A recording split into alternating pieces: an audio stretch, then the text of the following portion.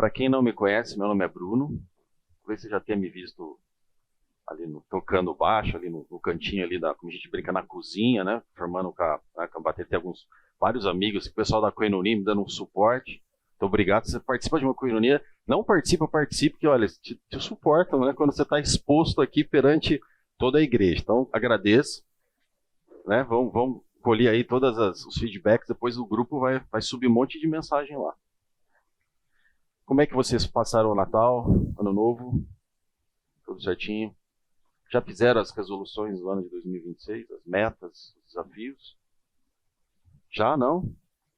Eu imaginei, talvez se você escolheu relacionamentos saudáveis, talvez pudesse ser uma das suas resoluções, como desenvolver relacionamentos mais saudáveis, ou analisar que são, se eu tenho, não tenho, né?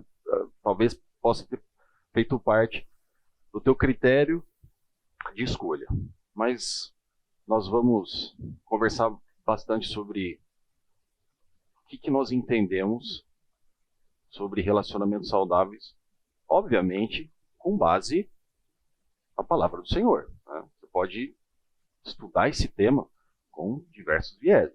Nós, como somos cristãos, estamos na escola bíblica, nós vamos dar ênfase numa visão bíblica, ok? Sua participação é extremamente bem-vinda, tá? Estamos num grupo menor, então quer participar, levanta a mão, fala e a gente vai, né? Não importa se a gente não cumprir o conteúdo, mas o importante é que você fale, né?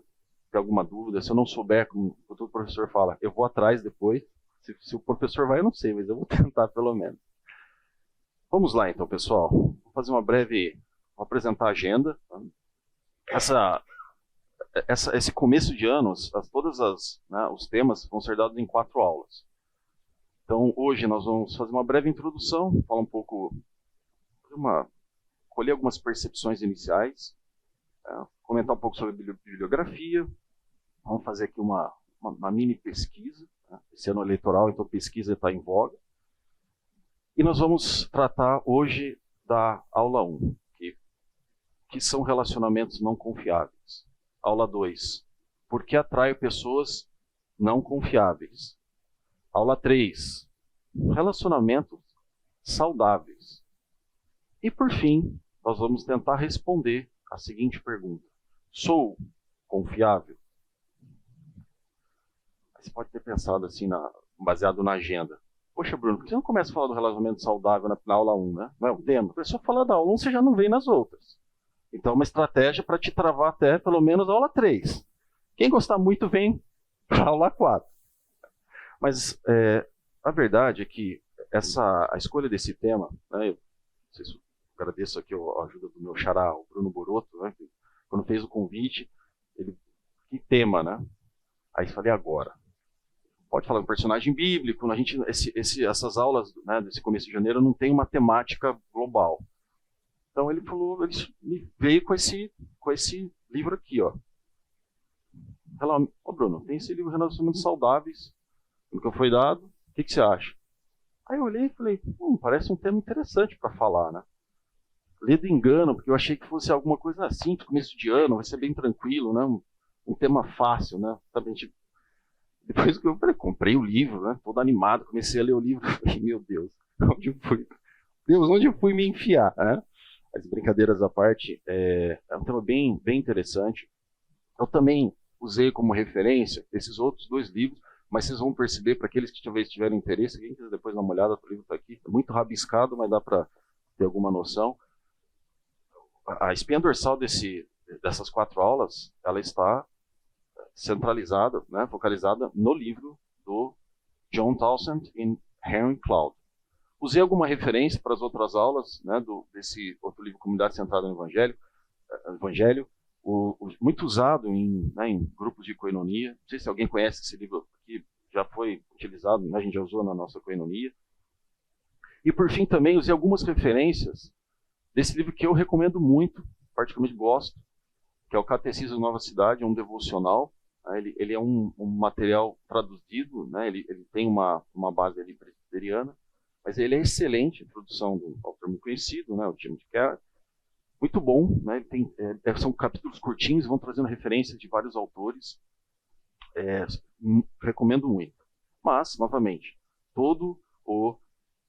as aulas estão praticamente baseadas no livro Relacionamentos Saudáveis. Quem são esses autores? Quem é John Townsend e Henry Cloud? Para vocês terem uma ideia, o John, ele é um psicólogo, consultor de negócios, autor cristão, né, nascido em 1952. Imagina, graduação em psicologia, mestrado em teologia pelo Dallas Theological Seminary, doutorado pela Biola University, é autor de mais de 27 livros na linha de psicologia, né, cristã. Ele cofundou com o Henry o Cloud Townsend Resources, a Mir Clinic West, que bonito nome. Atuou como diretor clínico e por aí vai. E o Henry, né, eles são basicamente da mesma década, nasceu em 1956, também é psicólogo clínico, consultor liderança, autor em literatura cristã, graduado em psicologia, doutor pela clínica Biola University. Também junto com o Townsend escreveu vários livros. Ele tem, para vocês terem uma ideia, uma estimativa de venda de entre 2 e 20 milhões de cópias. É muita coisa, né, para um autor cristão, ainda mais referência nossa nacional. Tá? Eles têm vários outros livros, bem conhecidos inclusive. Eles têm alguns livros que estão na temática de limites. Quando dizer sim, quando dizer não. Limites no casamento, limites com os filhos, com crianças, pessoas seguras, mudanças que curam, limites para líderes. Então, se você tiver interesse, depois eu imprimi, se quiser dar uma olhada. Mas uma leitura bem gostosa, bem simples. Tá? Vamos lá, vamos dar início. Quem trouxe o celular aí? Então vamos lá. Vamos colher algumas percepções aqui. Tá? Olha, testei umas 5 vezes em casa. E hoje com o meu assistente também. Então, espero que dê certo. Eu vou soltar aqui o QR Code. Eu queria que você respondesse 2 questões. Para a gente começar a... Agora é aquela hora que eu tenho atenção, porque eu gostaria que muito funcionasse. Qual é a base de um relacionamento saudável? O que você entende? Uma palavra, 2, ele vai te dar até, acho que são 3 opções.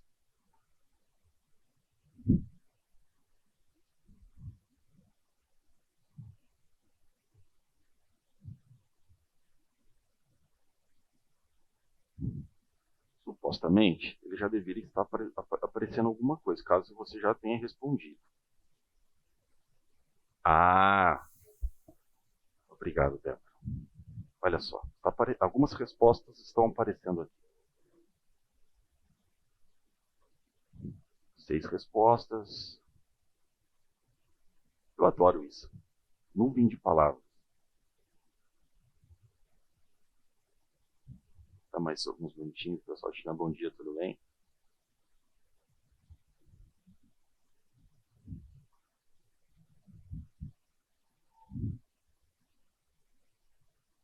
Olha que interessante, hein? Algumas palavras já estão se destacando entre outras. Né? Qual a base de um relacionamento saudável? Confiança. Acho que é a palavra que está aqui no centro de todas as outras, no centro da nuvem. Respeito, amor. Né? Olha que interessante, né? Assim, amor, que supostamente é um tema muito forte para nós cristãos, tá aparecendo, mas a confiança está levando o primeiro lugar. Fidelidade. Aí tem outras aqui, olha, desprendimento, consideração, mesmo código de conduta, interessante. Lealdade, suporte, paciência, altruísmo, falar verdade, fidelidade e liberdade. Muito bem, suporte independente. Interessante, suporte independente. Quer dizer, talvez suporte independente é alguma coisa, né? Eu estou entendendo dessa forma. Mas, o grupo aqui através da nuvem de palavras, para essa questão, está entendendo que talvez assim a base, o pilar fundamental para o relacionamento saudável é a confiança. Excelente. Agora eu quero que vocês respondam a seguinte questão: qual é o maior desafio para a manutenção de um relacionamento saudável? Então, parta do pressuposto que você tem um relacionamento saudável. A gente não vai falar sobre isso, mas o que você entende que seria talvez o maior desafio? Se você, acho que, Bruno, para mim, a palavra que define um relacionamento saudável é a mesma para o desafio, repita, não tem problema nenhum. E não tem certo ou errado, é simplesmente uma percepção.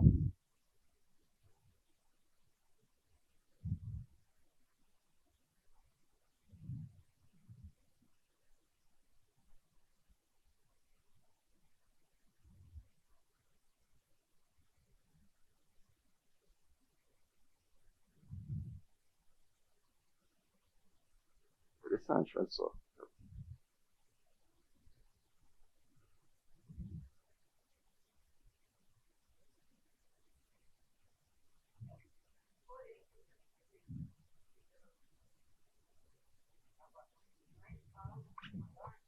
Patrícia, vou te explicar.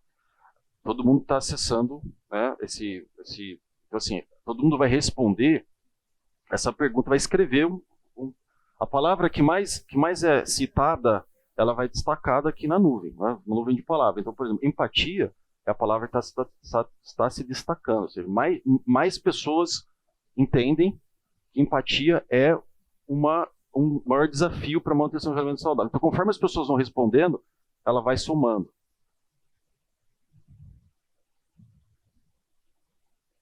19 respostas, só está respondendo. Maior atenção. Empatia, comunicação, honestidade. A empatia já está diminuindo o tamanho. Né?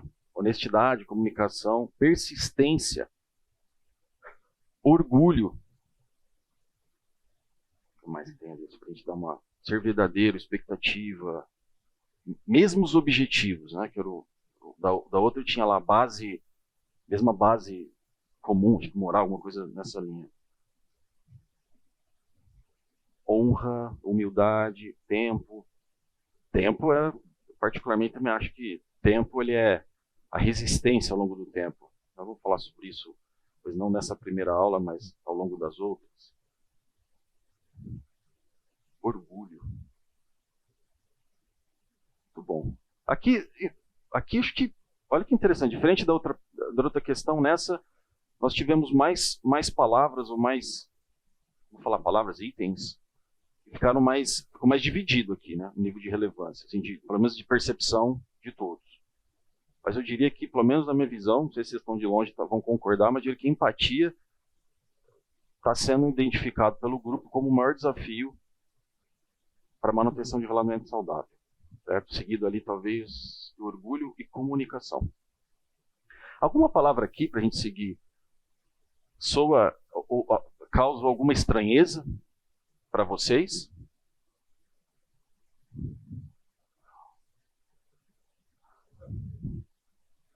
Isso, orgulho. Poxa, aquela pessoa muito orgulhosa, ou eu sou orgulhoso, talvez isso possa ser uma barreira para você manter, né, o relacionamento, um relacionamento saudável. Uhum. Pode acontecer. Sim, isso perfeito, faz todo sentido. Entendeu? Às vezes de repente a pessoa coloca ali, você não coloca o acento, a palavra fica repetida.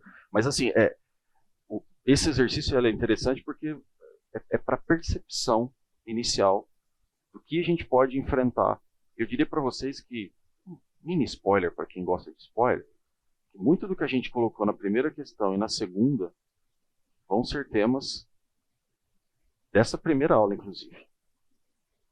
Muito bem, gente. Obrigado, senhor, porque deu certo aqui o exercício. Já tirou uma atenção aqui da minha parte. Aquele assim, check, um já foi, né? Vamos voltar aqui para os slides.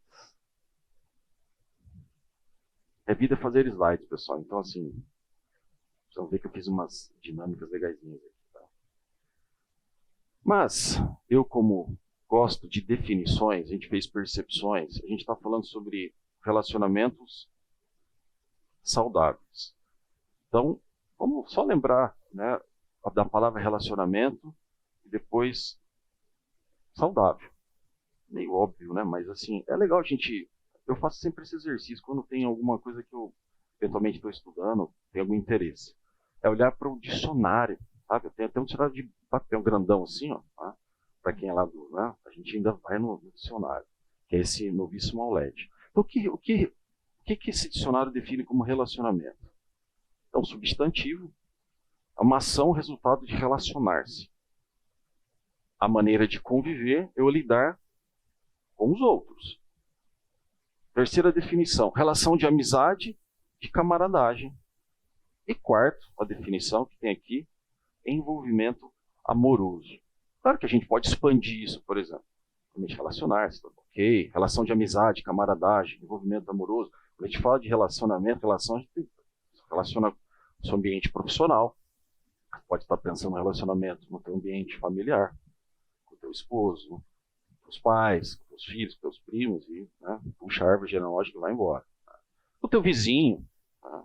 Tem relacionamentos que são mais de maior intimidade, relacionamentos de menor intimidade, tem relacionamento que você faz apertando a mão um domingo de manhã ou no almoço, tem relacionamento que você tem algum parente, que é o meu caso, que mora fora, aí vai no FaceTime, virtual. É virtual, mas relacionar-se, ele tem uma dimensão bastante grande. Então a gente tem que ter isso em mente como um pilar para a gente ir construindo o que a gente vai desenvolver ao longo do... Agora, a gente está pautado no relacionamento saudável, ou seja, o que seria então saudável? Tem saúde, que faz bem à saúde, que é salutar, que traz benefício.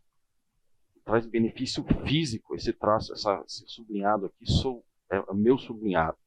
E o espiritual, influência saudável.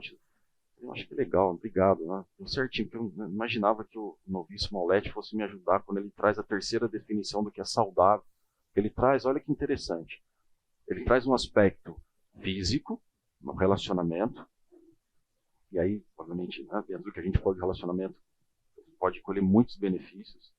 Mas ele também traz relacionamento espiritual. E aí, quando você traz um adjetivo para o substantivo, você está amplificando as dimensões. O relacionamento espiritual, a gente sai do relacionamento com meu pai, com meu irmão em Cristo, com o meu colega do trabalho, para um relacionamento com o Senhor, né?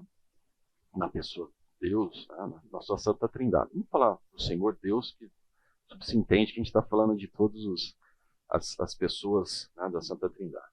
Jesus Cristo, nosso Mestre, e obviamente o Espírito Santo. Então, aqui a gente parte dessa base, não vou falar, né, desse tripé não, mas desse pilar, de um relacionamento saudável. Então, de alguma maneira, todas as aulas, todos os tópicos que nós vamos tratar, eles vão estar partindo desse prisma, ok? Mas antes de nós seguirmos para a nossa para os temas específicos, eu, quando estava fazendo, me lembrei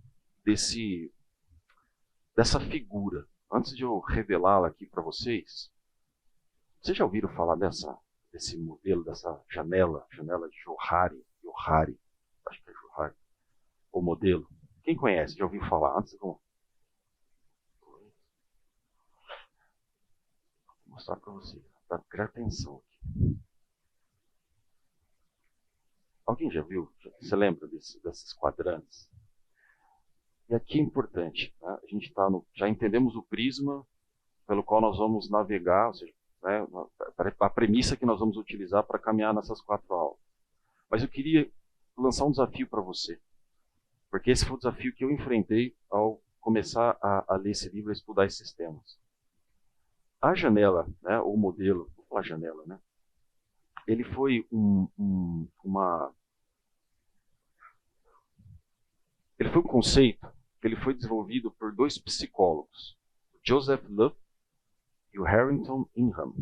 Por que chama Johari? Porque é o inicial dos nomes dele, né? Então, Joseph, Harry ali, né? Harrington, Harry. Tá? E eles em 55 eles fizeram um artigo onde eles lançam essa representação gráfica. E o objetivo deles naquele momento era aumentar a autoconsciência e consciência interpessoal. Então, assim, eu acho ela tão ela é tão importante, não, mas ela é muito interessante para justamente essa autoconsciência. Por que isso? Porque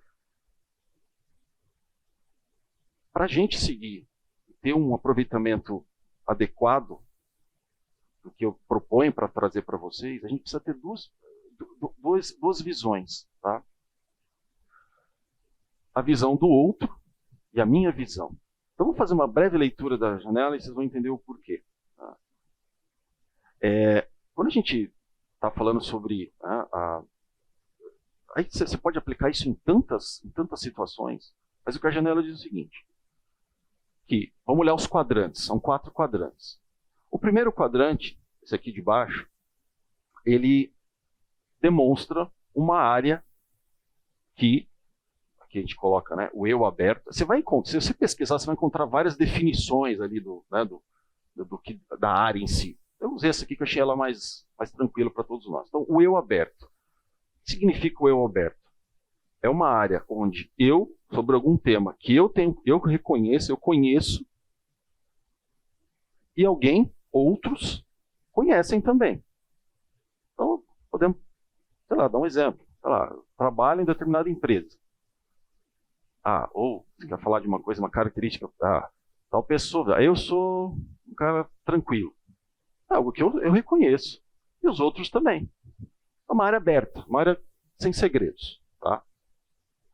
Vamos seguir os quadrantes, vamos subir. Existe um quadrante que é o eu secreto. Nesse quadrante, eu conheço. Eu sei do que eu estou falando aqui dentro desse quadrante. Eu tenho esse pleno essa autocompreensão, conhecimento da minha própria pessoa.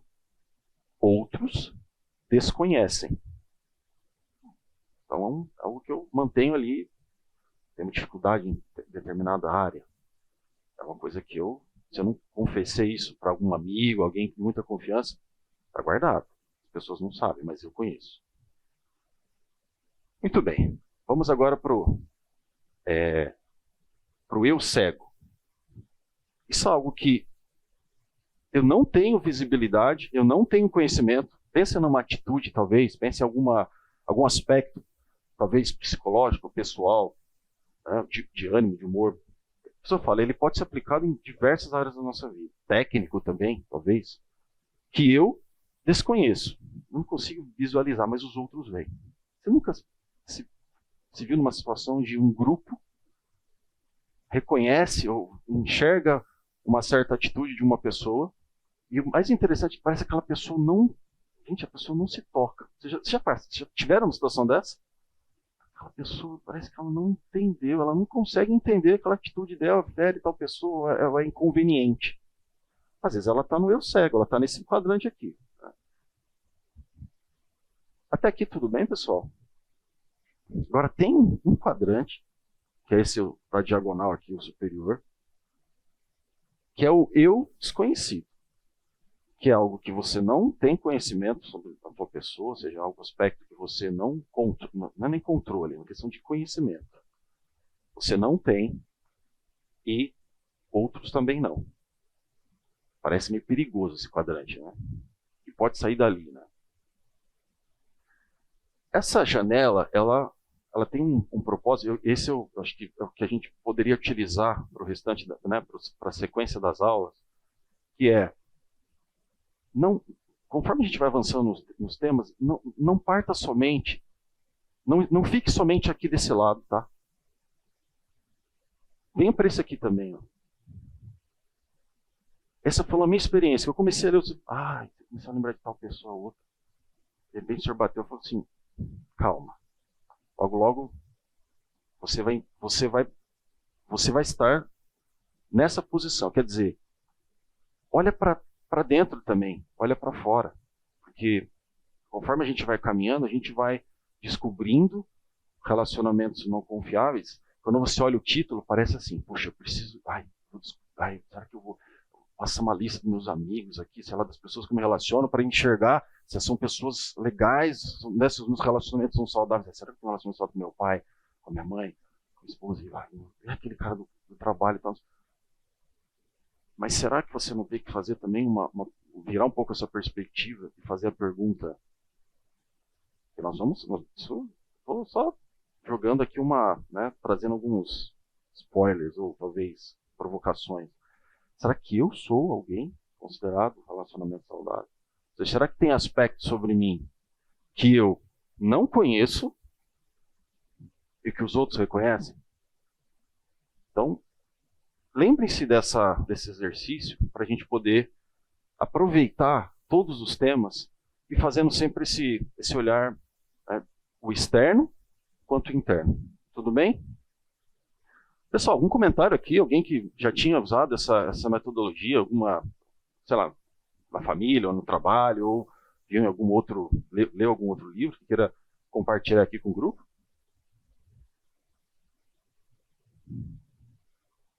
Se não, vamos prosseguir.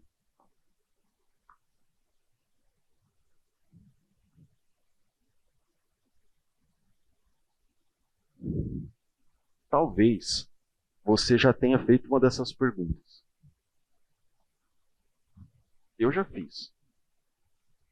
Quando vou escolher melhores amizades, por que escolho pessoas que constantemente me decepcionam? Como eu fui trabalhar com um chefe tão complicado, tão crítico? Cuidado você que é gestor também, né?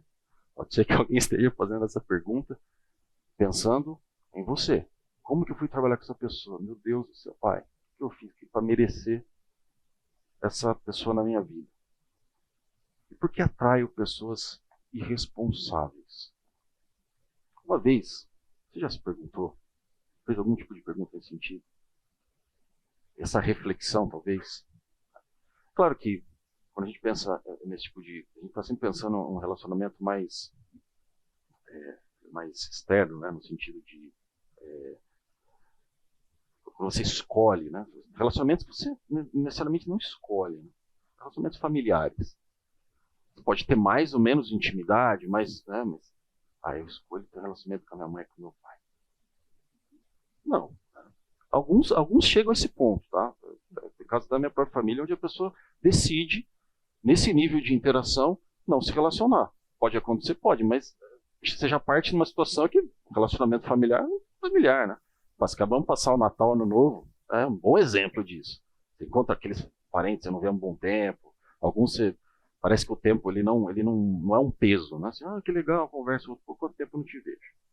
Mas e outros tipos de relacionamento? Uma amizade, um colega do trabalho. Alguém aqui entende que há diferença entre amizade e coleguismo? Qual que vocês entendem que é o mais intenso? Amizade, né? Coleguismo é uma coisa mais ali, né, circunstancial, talvez ali num período de tempo, né? Uma coisa que você tem uma conduta ali um pouco não, né? Cordial. No trabalho, eu acho que você encontra mais colegas, né? Do que um lugar que você encontra muito colegas e não amigos. Mas muito essas perguntas, elas revelam alguma dificuldade. Se você fez essa pergunta, ou constantemente você está se questionando, existem outras dessa mesma natureza. Existe talvez ali uma dificuldade de... Os autores falam, né? O John e o Henry, eles falam que o começo pode ser definido como uma falha no discernimento de caráter. Eles trouxeram aqui 3 categorias para problemas de caráter. Eu até tirei daqui porque eu achei que elas pudessem se sobrepor ao que a gente vai falar na sequência. Mas eles falam de discernimento de caráter, ou seja, pessoas que têm problemas de caráter e você não consegue enxergar, não faz esse discernimento, como pessoas volúveis, pessoas críticas e responsáveis. Mas eles vão, de certa forma, falar sobre esses itens ao longo dos capítulos. Eu falei, vou tirar, porque senão vai ficar... Acho que não vai ficar interessante para a gente seguir. Mas, quando a gente fala de discernimento de caráter, né, que pode ser uma das explicações para aquelas perguntas, por que a gente tem dificuldade em relação a elas, ele está muito pautado nesse conflito entre aspectos externos, que é a aparência exterior, e aspectos internos. Né? Colocar aparência interior, vamos mudar, o conteúdo. Quando eu falo aparência, não é necessariamente aparência física, tá, gente? Aparência, eu digo, aparência de atitude também, tá? Esse conflito, né, é algo que é muito presente no texto bíblico. Nós vamos passar aqui por alguns deles para vocês rememorarem. Tá? Acho que talvez um dos mais lidos, quando nós falamos sobre essa questão de levar em consideração aspectos externos. E aqui talvez até pese mais a aparência física do que eventualmente o conteúdo versus o que tem por dentro. E aí, assim, dessa vez eu fiz um pouco diferente. A gente, vamos abrir, né? Eu já facilitei aqui, né? Pode ser que eu convide alguém que queira, né? Nesse começo de ano, começar lendo para o grupo, fica à vontade também, né? Mas eu vou ler esse primeiro, depois você vai ficando mais, vai se soltando mais, no final da aula você diz, Bruno, eu quero ler, tá bom? Então esse texto está lá em 1 Samuel 16, 6 e 7, e o versículo 12. Quando chegaram, Samuel olhou para Eliabe e pensou, com certeza, Eliabe é filho de Jessé, né? Com certeza este é o homem que o Senhor ungirá. Samuel partia para ter essa afirmação, ele obviamente teve uma conclusão, ele partiu de uma definição. Qual definição vocês acham que ele partiu para fazer tal afirmação? Muito provavelmente aparência exterior. Tá? O Senhor, porém, disse a Samuel, não o julgue pela aparência, nem pela altura, pois eu o rejeitei. Eu acho que, assim, talvez se nós estivéssemos no lugar de Samuel, talvez tivesse sido essa a nossa escolha também. Você vai escolher o novo rei. Né? O Senhor vira para Samuel, olha, acabou, precisamos levantar um novo rei para Israel.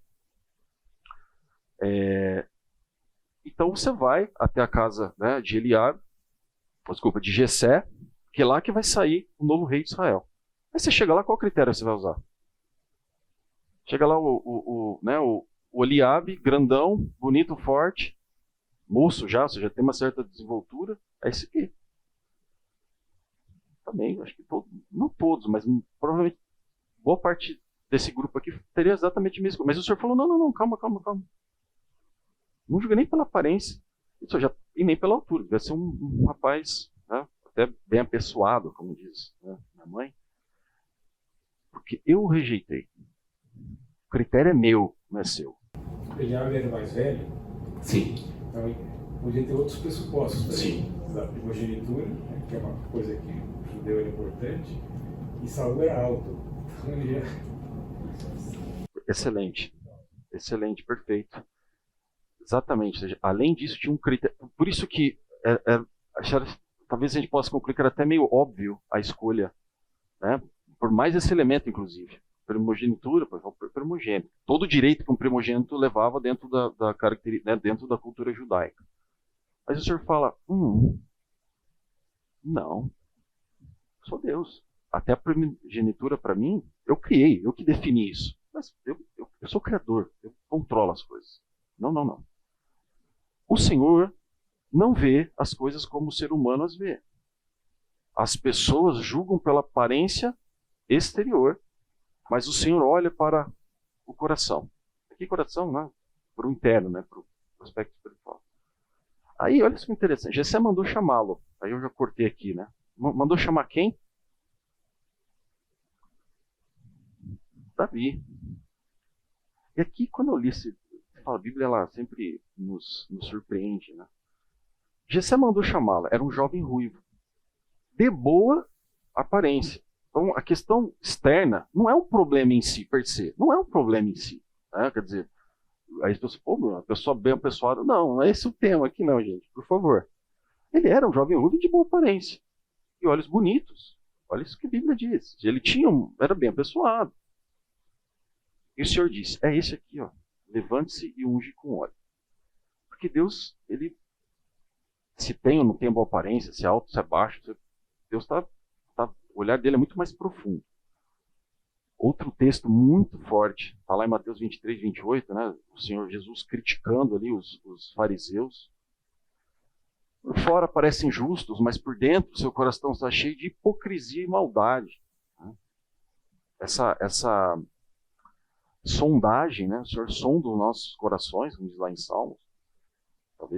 Provavelmente essa foi a sondagem. Não estou dizendo aqui que os outros irmãos eram hipócritas ou não, eram maldosos, mas o Senhor, né, examinou os corações e sabia que Davi, aquele jovenzinho mais novo que estava lá cuidando, né, do gado ali, cuidando ali da criação ali de Jessé, era aquele.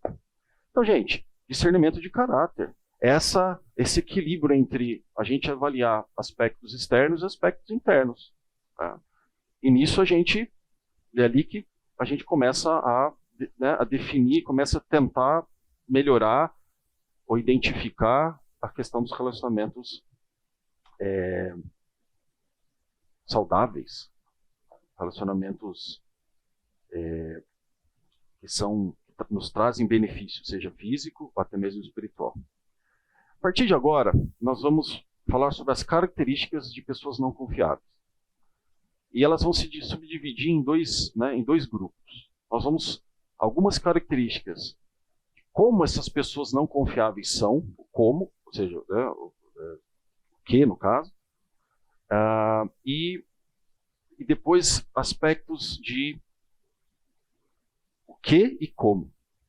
O que são, e muitas vezes, o que essas pessoas, sendo da forma como elas são, o que elas fazem. Tá? Então, a dinâmica que eu criei aqui a gente vai falar de umas características, vamos citar alguns textos bíblicos, e a gente vai seguindo até o final da aula. Tá bom? O intervalo é 10 e 10. Então, vamos fazer esse primeiro. Aí a gente vai bater o sinal, depois a gente volta e segue até o final da aula. Já vai bater, né? Ele bateu antes do que eu estava marcando o relógio. Não, dá tempo aqui, vamos rapidinho. Gente, não são todas as características que eu trouxe aqui do livro, senão a gente precisaria talvez de mais aula. Então, eu fui selecionando algumas que eu acho que tem mais aderência ao nosso dia a dia e faz mais sentido até no nosso contexto brasileiro. Tá bom?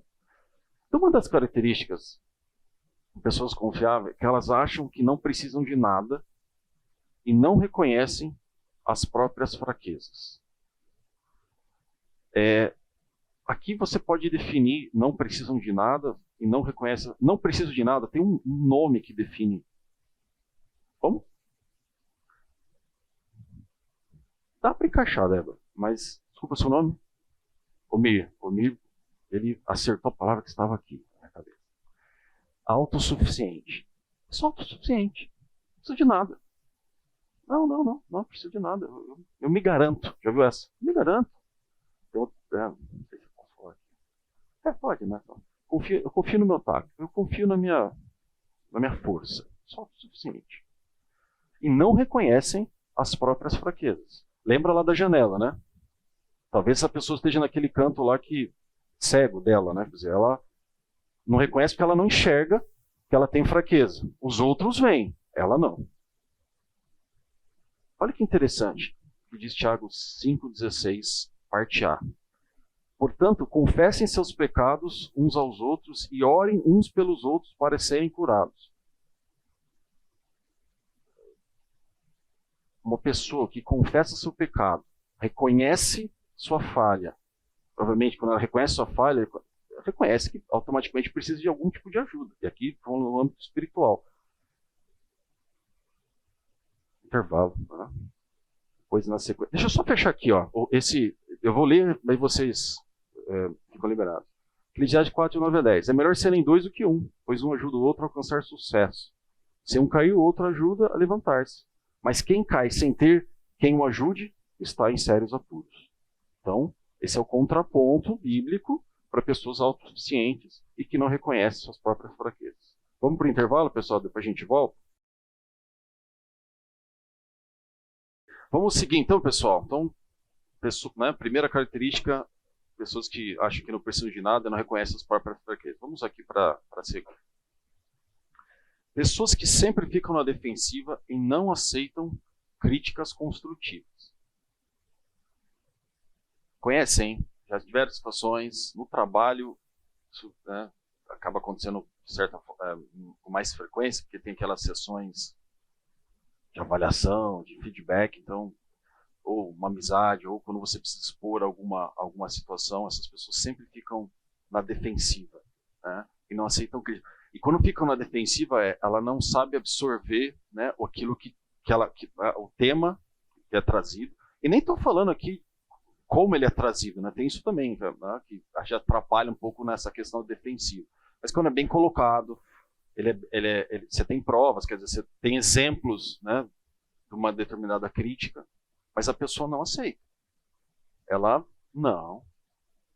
E geralmente, pessoas que ficam na defensiva, você imagina um animal que está num canto de uma sala que você vai tentar pegá-lo e o que ele faz? Ele abre os braços, vem, me pega? Não, ele ataca. Né? Uma defesa, ele ataca, ele mostra suas graças. A pessoa que fica na defesa, ela sempre ataca.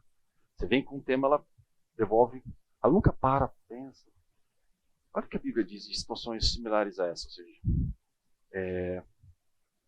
Provérbios 9, 7, 9. Quem repreende o zombador recebe insulto como resposta. Quem corrige o perverso prejudica a si mesmo. Não se dê o trabalho de repreender o zombador, pois ele o odiará. Repreenda, porém, o sábio, e ele o amará. Instrua o sábio, e ele crescerá na sabedoria. Ensine o justo, e ele aprenderá ainda mais. Claro, estamos num contexto de provérbios, é óbvio, a gente trazer isso para uma questão de você compartilhar uma crítica construtiva, né, algo que precisa ser falado, mas a pessoa que sempre está nesse lugar, né, da autodefesa, é difícil. Quem se prejudica acaba sendo você. A pessoa não consegue compreender o contexto, te ataca e aí as coisas acabam se desintegrando, se desequilibrando. Olha que interessante. Agora, quando você traz um aspecto, uma avaliação, uma crítica para alguém que é sábio, alguém que está aberto, é um crescimento, que a pessoa ela, olha, posso? Ok, entendi o que você está falando, você me dá um tempo para eu poder pensar, ou não fala nada, mas escuta, sabe, absorve. Eu aprendi as duras penas, né? No começo de carreira, quando a gente recebia alguns feedbacks de alguns gestores, queria argumentar, e depois de um tempo você deixa eu absorver o que ele está falando, o que ela está falando, deixa eu entender. Dá um tempo, né? Tira aquela tensão, aquela ansiedade, depois aí você começa a fazer um julgamento sobre aquilo que foi dito. Né? É não ficar na defensiva. Se o irmão pecar contra você, fale com ele em particular, chame ele a atenção para o erro. Se ele ouvir, você terá recuperado seu irmão. Olha que interessante. Se ele der ouvidos, realmente parar para refletir, cara, você tá com uma atitude equivocada. Olha a forma que você tratou seu filho em determinada situação. Olha que você talvez vocês estejam pensando em situações, vários exemplos. Mas se você, e assim, né, o contexto aqui de Mateus não te dá opção, né? Nesse contexto do versículo 15. Se o irmão pecar contra você, veja se você tiver afim, se você quiser, de repente, falar com ele em particular. Não, fale com ele em particular, chame ele a atenção para o erro. É quase que, talvez, tem um caráter de mandamento aqui, né? Fala, chama atenção. Se ele ouvir, você terá recuperado teu irmão. Então, mais uma característica. Essa aqui, perdão. Quando você lê Provérbios, só Provérbios, né? Ele pode te dar uma desculpa para não falar com as pessoas, pelo seu próprio julgamento, né? Você pode ter um julgamento às vezes até errôneo, ou não, mas Provérbios te dá a impressão de falar, se aquele cara não for sábio, nem vai falar com ele. Mas é interessante o texto que você colocou de Mateus 18, que ele vai contra isso. Se ele pecou, ele não fala aí se ele é sábio ou não. Ótima observação. E Mateus, ele tem um contexto, uma relação aqui de fraternidade, uma irmandade, ou seja, se um irmão pecar contra você, né? A gente pode entender também por essa linha. Veja que ele traz elementos aqui, elementos, vamos falar, religiosos, ou elementos da nossa prática religiosa, por assim dizer. Se ele pecar contra você, você precisa entender o que é o pecado para passar por esse filtro. Excelente comentário. Você pega isolado o provérbio, realmente. Quando eu leio provérbios, esse do 7 ao 9, eu imagino assim, sabe aquela pessoa que você conhece, independente de qual área da tua vida, que aquela pessoa assim, que ela é constante, uma pessoa zombadora. Constante, é constante. Ela é conhecida, lembra da janela? Ela é conhecida como alguém zombadora, uma pessoa, sabe, veterada, ou seja, uma pessoa, não tem condição. É assim, sabe? Nesses casos, eu entendo que cabe perfeitamente provérbios. Você sabe que aquela pessoa não vai ouvir, ela não vai, já é conhecido, né, o zombador. Aí você ainda vai, de repente, gastar talvez um pouco ali da tua energia para ir lá e repreender, sabendo que você já tem um conhecimento que aquela pessoa, talvez, posso falar, mas não deveria falar. Se de repente Deus prepara um momento para que aquela pessoa abra os seus ouvidos, ele vai poder te usar para você sim trazer alguma mensagem. Não é desistir necessariamente. Mas é verdade. Você vê que tem contrapontos aqui. Né? Não é que contrapontos, né? Tem situações de forma isolada, eles podem trazer essa... Nem gasta o seu tempo, cara. Cara, ali, não, imagina. Agora o Mateus já vai... Chama ele em particular, seu irmão. Tá? Tem uma outra intensidade. Você primeiro, depois... Seu nome, fala o nome pra gente. Alan. Quando eu leio a Bíblia, assim, eu vejo... Assim, ela é muito abrangente, né? Ela não é só para os cristãos. A gente lê Provérbios, ele te dá uma visão mais generalista, né? Ou seja, você pode aplicar em diversas áreas, né? Para diversas pessoas, sejam elas cristãs ou não. Né? No caso aí de Mateus, ele está sendo mais específico, né? Porque ele tem um público, né? Como você mesmo já colocou, quer dizer, o irmão, né? Alguém que é do seu relacionamento, alguém que professa a mesma fé. Às vezes pode estar dentro da igreja, mas também pode não ser o irmão, né? Porque tem muitos que estão ali dentro que na verdade não são, né? São apenas simpatizantes, né? Perfeito. Mas olhando essa diferença. E até porque, imagina você chegar para um não cristão e falar para ele assim, ó, olha, você pecou contra mim. Aí você vai falar, olha, o pecado que você cometeu está aqui na palavra de Deus, aí você cita alguns versículos. Eu falo, o quê? Então, aqui é um contexto de intimidade. Mas, novamente, os dois versículos, eles mostram que pessoas, o ponto é, pessoas que não aceitam qualquer instrução. Essa é a questão. E isso cabe muito bem em Provérbios e Mateus, embora estejam em contextos diferentes. Ah, é? Mas fala o seu nome pra gente. Aline. Bom, respondemos então, Aline, mas você faz uma pergunta, por favor. E também em Mateus, se a gente vê essa parte final, não significa que ele vai te ouvir. Falou se ele Sim. ouvir. Então, eventualmente, se ele for um zombador, não vai ter valido de nada. E aqui pode ser um começo, né? Talvez, esse é um bom ponto. Existe uma condição, né? Ser, uma condicional. Se ele ouvir, você terá recuperado seu irmão. Se ele não ouvir, o que vai acontecer? A situação fática aqui é, eu tenho um pecado que foi cometido de uma pessoa contra a outra. Vai ter algum problema ali que vai ter que ser, talvez, pode ser que seja algo pequeno que não cause nenhum problema maior, mas e se não for? Entendeu? Então talvez assim, esse irmão vai ter que buscar provavelmente algum momento para talvez tratar disso. Agora a gente está fazendo, obviamente, aqui aliterações, mas são só construções que a gente faz para poder entender esse contexto. Seguindo no 17, ele fala: se ele se recusar a ouvir, considera como gentil, publica no 16. Ah, o 17.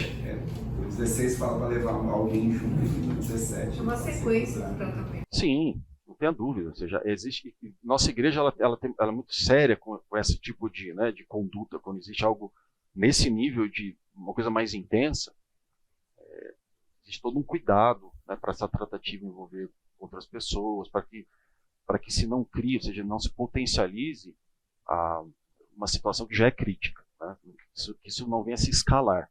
Pecado, gente, tem uma gama enorme, né?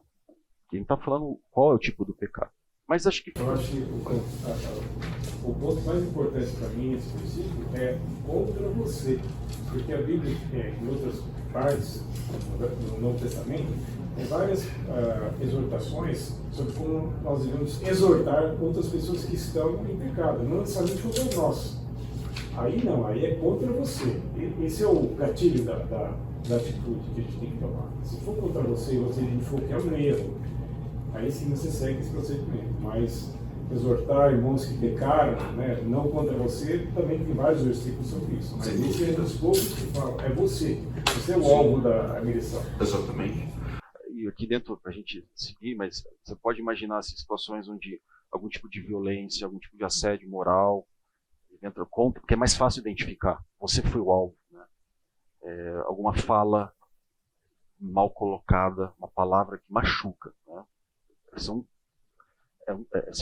É pessoal. Às vezes tem intensidade do que é pessoal. A pessoa às vezes fala sem pensar aquela história, mas tem gente que assim, chega a casos onde isso é intencional e tem um foco específico. E é difícil fazer esse processo. Não é algo simples. Mas, novamente, pessoas que não aceitam críticas são pessoas que têm uma característica de não confiabilidade. Vamos para o próximo, pessoal? Será que a gente encontra bastante gente assim? Assumir a responsabilidade. Eu acho que assim, eu penso que a pessoa que fica também, quase que, parece que é o mesmo tema, ou uma coisa talvez seja consequência outra. A pessoa que não aceita, fica na defensiva, ela não assume a responsabilidade daquilo que é colocado. E ela procura culpar os outros. Principalmente quando isso acontece. Quando você confronta, ou que a pessoa se sente contrariada, ela culpa os outros, ela culpa o passado, ela culpa o clima, ela culpa o time que perdeu no final de semana, ela culpa Deus, porque Deus não ama, porque não liga.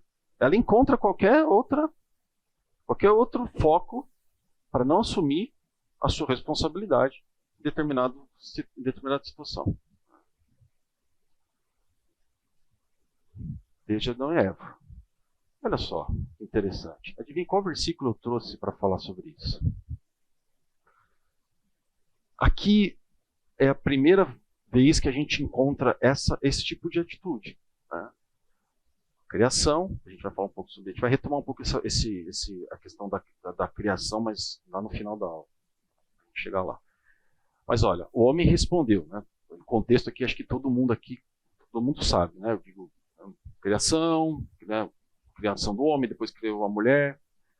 Eles caminhavam ali no jardim do Éden, tinha todo ali, né, tudo que foi criado para que eles pudessem colocar o domínio, veio a tentação e tudo mais. Eu vou entrar no tentado porque a gente vai retomar lá na frente.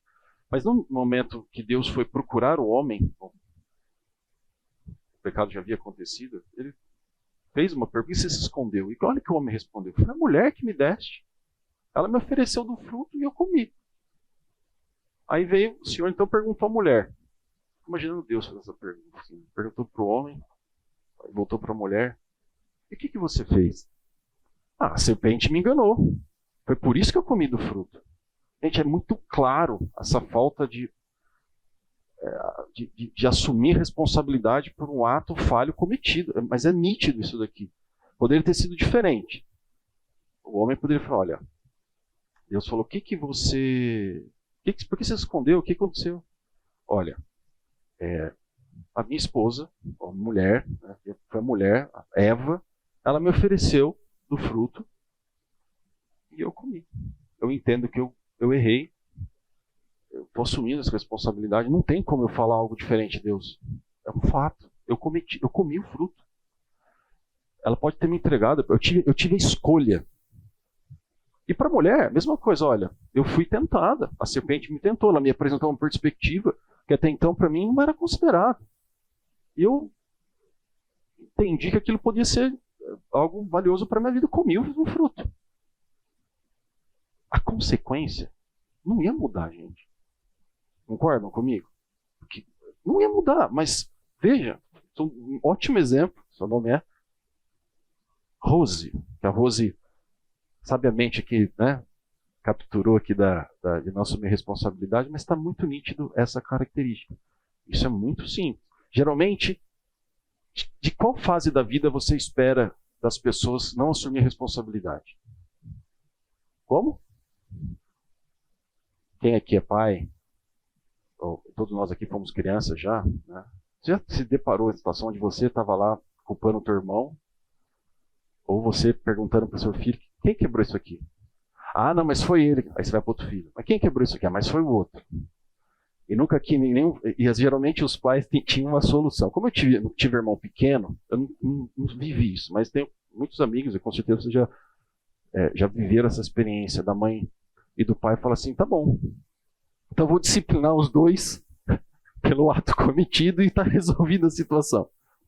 Se é certo ou não, é outra história, mas são não assumir responsabilidade. Agora, de um adulto. Esse é um desafio de nós, como os pais, fazendo um parênteses, é fazer com que os nossos filhos se tornem adultos maduros, que assumam responsabilidades pelos seus atos, sejam eles benéficos para eles mesmos, para a família, para a sociedade, ou o inverso. Eu não vou assumir essa bronca, não. A responsabilidade é sua, e você vai ter que assumir isso. Difícil, mas esse é um caminho. Oi. Mas Adão foi muito macho, né? Porque ele ainda fala que foi a mulher que Deus deu. Então a culpa é da mulher e de Deus, entendeu? Eu não tinha parado para pensar nessa perspectiva, mas realmente, olha. Ou seja, além dele não assumir, ele ainda ficou na defensiva, né? Ou seja, você que me deu essa mulher, me deu um fruto, eu posso fazer o quê? Tem dois culpados. Exatamente. Na verdade, ele culpou Deus, né? Sem dúvida. Diretamente ou indiretamente, né? Nas entrelinhas ou não, ou de forma explícita, o Senhor me deu. É como você fala assim, a culpa é tua. É como se ele fala assim, eu estava tranquilo. Você criou uma mulher, tirou ainda uma parte do meu corpo, e ela me dá o fruto para eu comer, e agora a impetulância de Adão, né? Exato. Estava tranquilo, dominando tudo. Brincadeira, gente. Ou seja, faz ele ainda ser mais, a impetulância dele o transforma de forma, é patético, né? A posição dele. Até Eva ainda foi um pouco mais, talvez ela pôs a culpa em Satanás, né? Ela foi pro outro lado. Ó, a serpente, né? Adão já foi para outra linha. Vamos seguir, pessoal. Olha, ela não, exatamente, ela talvez não tinha essa compreensão que fosse ele disfarçado ali, ou né, na figura da serpente. É verdade, né? Ela falou coisa boa, provavelmente ela não entendeu que não, né? Porque ela ainda mais, se bem que é boa, não, ela pôs a culpa, então ela fez a dela, né? Foi aquela serpente lá que me trazia aqui Agora, olha só, a partir de agora a gente vai ver umas duas ou três talvez, características de como essas pessoas relacionam. Então no livro ele traz, acho que mais uns 3 ou 4, o que, né? Características de pessoas não confiáveis. Agora, como elas se relacionam? São convencidas e não têm humildade. Conhece gente assim, pessoal?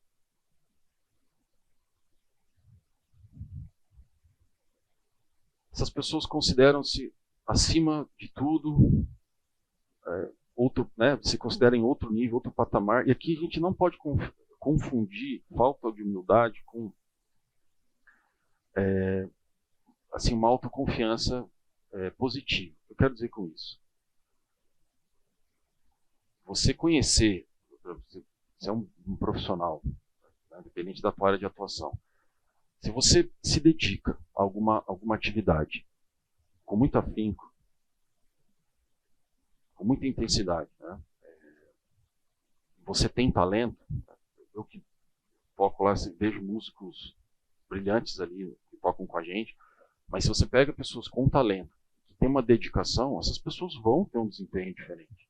Pode pegar no esporte, você vê isso. Os atletas de alto rendimento, acho que ele fica o dia inteiro dormindo, acorda no dia da Olimpíadas e ganha uma medalha de ouro? Obviamente que não. Então, assim, ele saber dessa autoconfiança, de de que ele está tendo um bom resultado, ele tem chance, ou que ele, sabe, isso não é um problema, de maneira alguma. É quando isso passa desse limite, né? E a pessoa, ela eleva esse autoconhecimento para um patamar onde ela se vê diferente e num nível de superioridade quando ela se compara aos seus próximos, né? Seja familiares, amigos, a comunidade, no trabalho. Isso sim é um problema. E principalmente quando nós estamos diante de quem?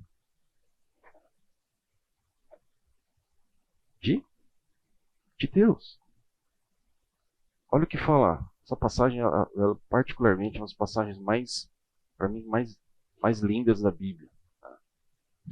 Eu gosto muito porque ela traz contrapontos aqui maravilhosos. 2 homens foram ao templo orar. Um deles era fariseu e o outro cobrador de impostos. Só aqui já fala muita coisa.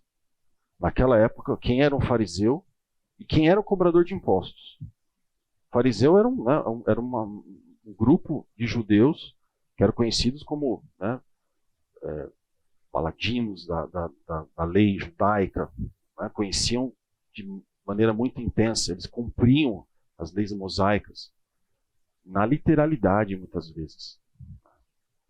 E o cobrador de impostos,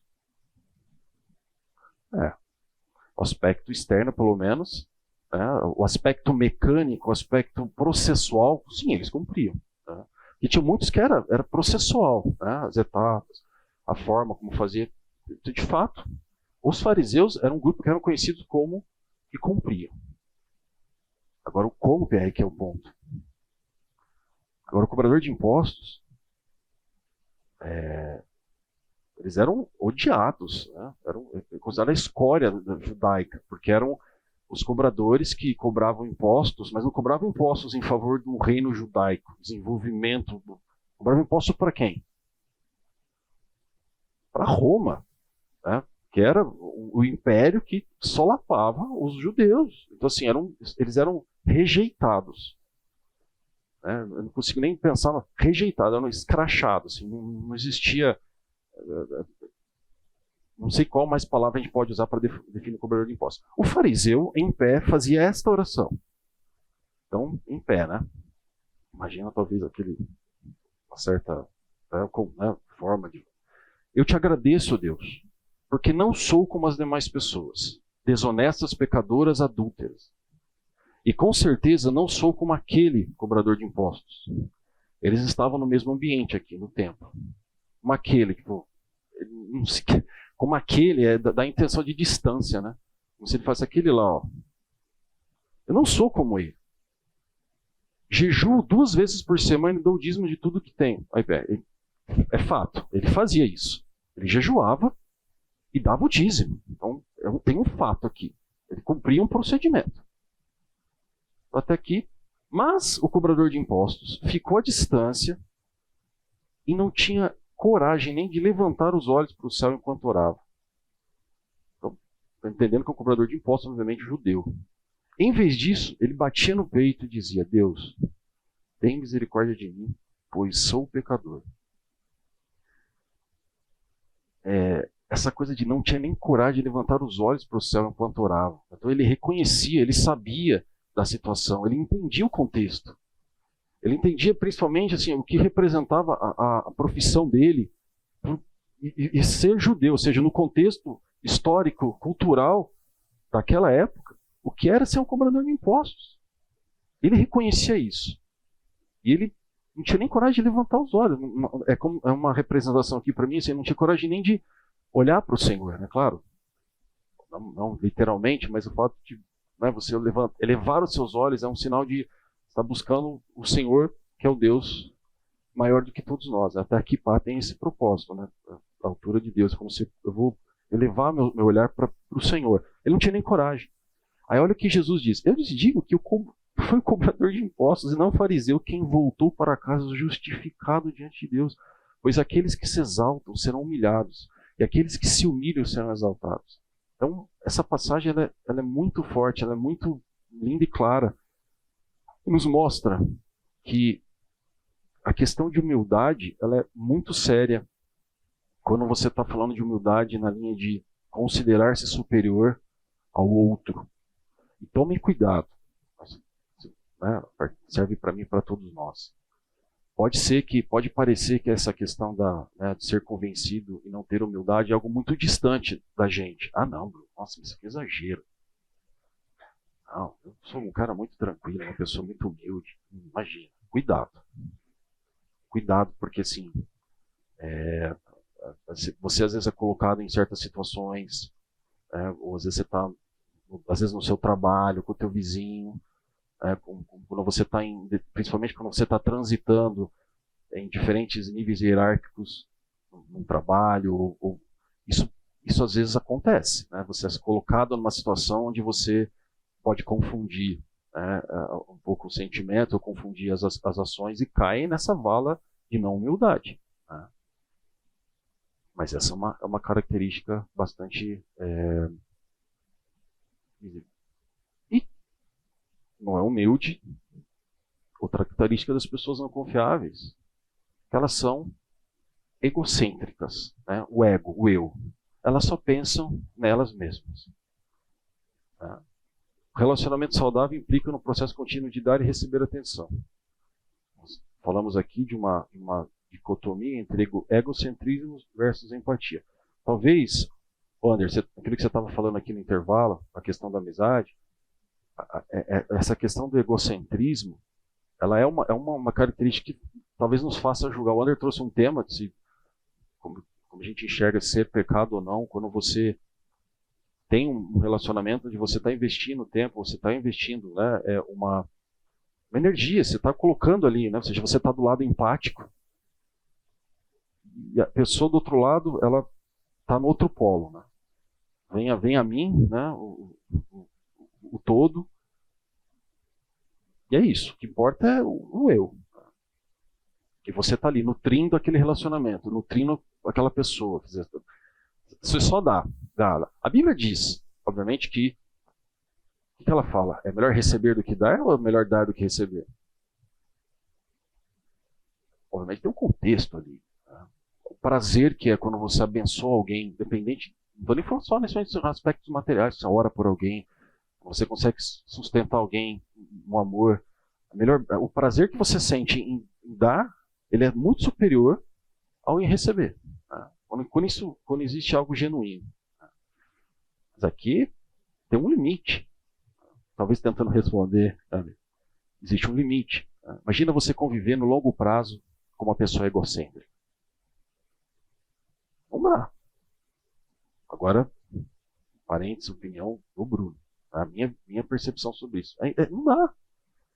Porque assim, tem que ter. Você pode ter períodos, né, onde, né, uma amizade sustenta o outro, é um equilíbrio. Igual o pastor Fernando usou um tempo atrás uma metáfora, uma alegoria, que eu gostei muito, eu guardei, que é a questão do caminhar. Né? Então você caminha um desequilíbrio que equilibra. Né? Então, não sei se alguém lembra dessa figura, né, de linguagem que ele usou, alegoria, mas é um relacionamento também, às vezes, mas não pode ser uma balança ficar pendida só para um lado. Não existe isso. Pessoas egocêntricas, pessoas não confiáveis. Como é que você vai? Cara, eu preciso também ser nutrido em algum momento. Olha o que diz a Bíblia aqui, sobre um pouco dentro desse contexto, não, que eles até citam no livro, tem outro versículo aqui. Em todas as coisas, façam aos outros o que vocês desejam que eles façam. Essa é a essência de tudo que ensinam a lei e os profetas. Quer dizer, eu preciso ter o outro em perspectiva, não só eu, né? É uma mistura, né? Ou seja, é o ego, ou seja, o eu, mas também o próprio. Quer dizer, eu preciso, poxa, se eu quero ser bem tratado, eu deveria utilizar a mesma base de tratamento. Essa é a essência de tudo que ensinam a lei e os profetas. Você entende que é o equilíbrio? Quando eu passo a pensar no outro, fazer para o outro aquilo que eu desejo que seja feito para mim, vocês concordam que no mínimo você empata ali, você equilibra esse relacionamento? Será que, bem, acho que todos aqui já brincaram de gangorra, né? Quando era criança. Alguns até adultos aí, você vê nos parquinhos lá com o filho. Eu não consigo, né? Porque o dedo fica sempre em cima. Mas é isso, né? O legal era você equilibrar, né? Às vezes precisava de dois de um lado, um do outro, mas o legal da brincadeira é o equilíbrio. É isso. O equilíbrio entre o que eu quero para mim, mas o que eu quero para você. A gente vai mantendo esse relacionamento saudável. Aí, 1 Coríntios 13, 5. 1 Coríntios 13 é o clássico capítulo que fala sobre o quê? O amor, né? Aí tem várias. Eu sublinhei esse aqui que é o 13, ou 5, corre, gente. Não exige que as coisas sejam a sua maneira. Não é irritável e não rancoroso. Guarde, não exige que as coisas sejam a sua maneira. Ou seja, vou considerar o próximo. Vamos considerar. Pessoas que não se tornam estáveis ao longo do tempo. Eu coloquei assim um ponto que é consistência sustentável e intensidade controlada. Quer dizer, sabe aqueles relacionamentos que a gente tem assim, que a pessoa conhece uma pessoa, aquela coisa que se dá super bem. Nossa, que pessoa gente boa, e você conhecer alguém que te apresentou, que cristão abençoado, que coisa intensa assim, ó. Você fica, te arrebata quase assim, super bacana, comida para sua casa, de repente a pessoa, do nada, você fica até assim. Aí você fica perdido, a pessoa não te procura uns 4, 5 meses. Aí de repente ela te liga, pessoas inconsistentes, instáveis. Cuidado, né? Vamos ter um certo cuidado com isso. Olha o que diz Hebreus 13:8. Jesus Cristo é o mesmo ontem, hoje e sempre. Eu não posso deixar de falar do meu amigo André aqui. Nós somos amigos há quantos anos, André? Conhecemos na 2ª série. Não que, né? Somos jovens ainda, André, mas o André é um exemplo de uma pessoa que sempre me tratou, faz 30 anos, mais de 30 anos somos amigos. Tem sempre a mesma conduta. Sempre a mesma alegria. Na hora que eu fiz isso, André, eu pensei em você, cara.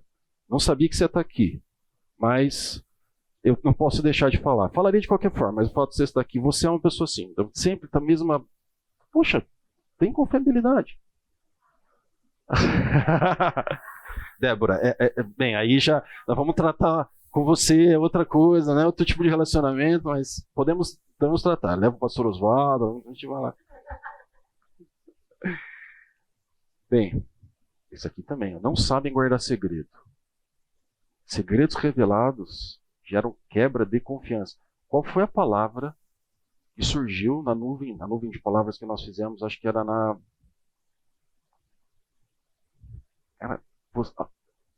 eu não lembro se eu passei por uma situação nos dois polos, se eu quebrei a confiança de alguém ou se a minha confiança foi quebrada por guardar, né, por alguém que eu falei algum segredo da minha vida. Lembra lá da janela, do modelo de Johari?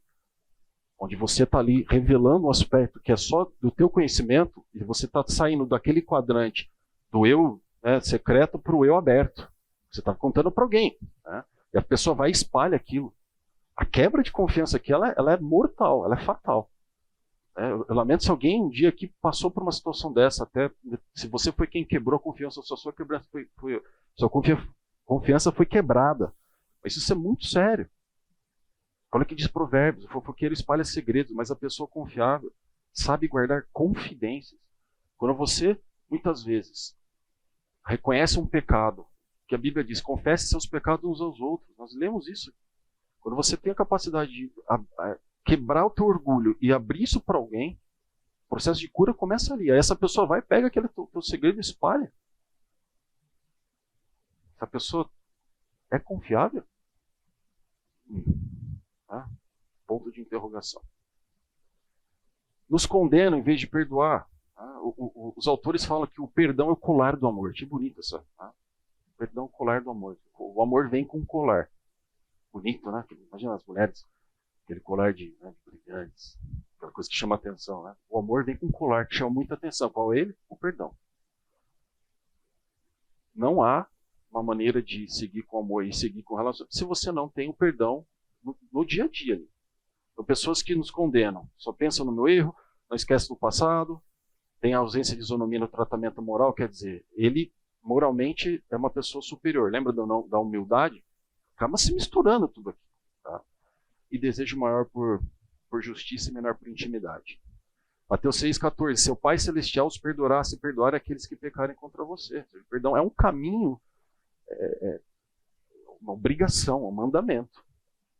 Agora, nós, fechando nossa aula, nós falamos de pessoas, características, o que e como. Ou seja, características, né, pessoas não confiáveis e o que, alguns exemplos de atitudes que pessoas não confiáveis apresentam. Agora a questão é como nós deixamos de ser confiáveis? Quando isso aconteceu? E agora eu volto para a gente falar um pouco sobre Gênesis. No princípio Deus criou os céus e a terra. Olha que interessante, Jonathan Edwards. Sem dúvida o Criador do mundo é também seu governador, aquele que teve poder para dar existência ao mundo, colocando em ordem todas as suas partes. Também pode dispor do mundo e de dar seguimento à ordem que constitui ou alterá-la. Ele foi quem primeiro deu as leis da natureza, e portanto tem toda a natureza em suas mãos. Assim fica evidente que Deus tem o mundo em suas mãos para dispor dele segundo o seu querer. Ou seja, existe uma ordem, uma regra, premissas e padrões estabelecidos, não só na natureza, mas no aspecto moral e espiritual. E quem os criou foi muito claro em relação a isso. E houve uma quebra. E as pessoas que quebraram, nós vimos, não assumiram as responsabilidades, ficaram, né? Ah, foi ele, foi a mulher, foi Deus. Culparam todo mundo, menos assumiram a sua responsabilidade. E independente se assumiram ou não, pagaram pelo preço. Mas olha que interessante. Né? Aqui eu vou passar um pouco, né, porque a gente já conversou um pouco sobre isso, a questão, né, de como que a mulher, o homem reagiram, ou o que aconteceu. Mas qual foi o elemento de ruptura aqui, pessoal? Pedro, você pode falar para o pessoal ouvir? A desobediência. A desobediência aqui representa o quê, Pedro? Surgiu o que aqui? O primeiro inédito. Pecado. A desobediência do pecado. O pecado é a desobediência. Esse foi o elemento de ruptura. Então, quando que nós deixamos de ser confiáveis dentro desse aspecto do relacionamento? Quando o pecado entra. Quando o pecado entra, ele destrói as coisas. E aqui, nós vamos falar da perspectiva do pecado sobre 4 aspectos, sobre 4 prismas. Os pecados que cometemos, transgressão do polo ativo. Lembra quando ele falou é algo que eu pego, se o irmão pecar contra você, é o polo ativo e o passivo atuando. Ou seja, quando eu cometo a transgressão, ou quando alguém comete uma transgressão contra mim, eu não tenho esse controle. É o que eu falo aqui da transgressão do polo passivo. E o pecado no mundo, quer dizer, a transgressão no nível coletivo.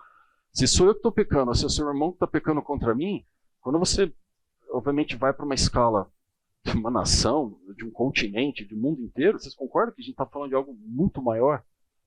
Então, o mundo jaz no maligno, um mundo cheio de pecado.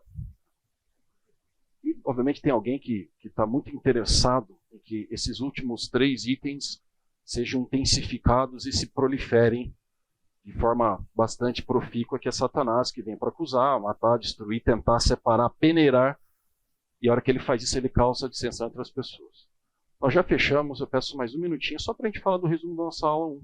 A gente viu que, né, o discernimento de caráter é um desafio, para quando a gente fala sobre relacionamentos não confiáveis. Falamos algumas características, como não precisar de nada, crítica, a questão de não assumir responsabilidade, características impessoais das pessoas não confiáveis, egocêntricas, estáveis, não sabem guardar segredo e nos condenam. E para fechar, quando que nós deixamos de ser confiáveis? Quando o pecado ele entra na situação, quando ele entra no jogo, quando ele entra no que a gente está analisando. Seja ele que o cometa, seja que cometa contra nós, o pecado no mundo, estratégia de Satanás, né, solidificando tudo isso daí. Eu vou orar super rápido e a gente pode ir para casa. Pai, nós te damos graças por esta manhã, Senhor, por esse momento que tivemos juntos, ó Senhor, pela participação de todos aqui, Senhor. Foi um momento muito, muito gostoso, Senhor, que possamos guardar em nossos corações aquilo que foi falado, darmos sequência às aulas e construir, Senhor, os elementos para podermos ter discernimento ao ponto de entendermos os relacionamentos, ó Senhor, mas sermos alguém, né, que desenvolve um relacionamento saudável. Senhor, leve a cada um às suas casas, Senhor, possamos retornar à noite para celebrar o Teu nome, Senhor. Essa é a nossa oração, em nome de Jesus. Amém.